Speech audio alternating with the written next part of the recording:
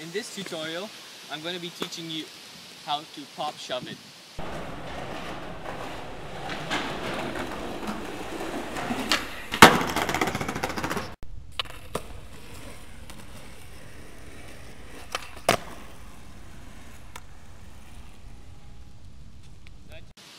A pop shove it or shove it is when your board, you pop your board and you scoop it, and by doing so it spins 180 degrees. Then you want to catch it and land it. That is a pop shove it. The trick I'm going to be teaching you is a backside pop shove it because it rotates backside. There's also a front side pop shoving, but I will not be covering that in these tutorials. A backside shove it is basically what you want to do is you want to put your back foot not somewhere over there. That's what most people do to start off.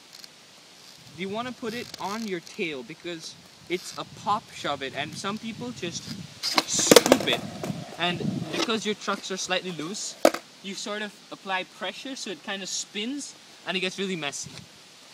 So you want to put your back foot on the tail. Your front foot should be around the bolt area, but you can put it wherever you feel most comfortable with. For me, when I'm trying to get a high pop shove it, I put my foot further back because when I pop shove it, I pop really hard and I pop slightly forward, so it sends the board in front of me a bit. So my foot goes sideways and catches it. And the most important thing about a pop shove it is when you do one, beginners, or sometimes even I do this, I pop and I also turn my shoulders and my hips and I try to follow the board. But you shouldn't do this. A pop shove it is notorious because you have to stay still while your board is rotating. So in most tricks you're going to have to do this. You have to stand parallel to your board. Your shoulders should be at the same line as your deck outline. You want to do this so that you're centered. So when you pop, you stay with the board and in front of it. You mostly want to stay over it, but your weight can be off a bit. So beginners usually jump that way.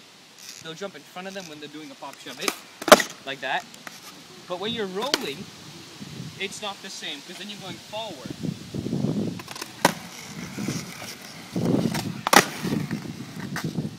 And the higher you want to get your pop shove it, the harder you have to pop. So, for example, this is a high pop shove it. Notice how I keep my body straight, but my feet rotate to catch it. And another trick that will look stylish when done correctly is catching the board with your front foot. I kind of think of it like my back foot is passing the tail like that to my front foot.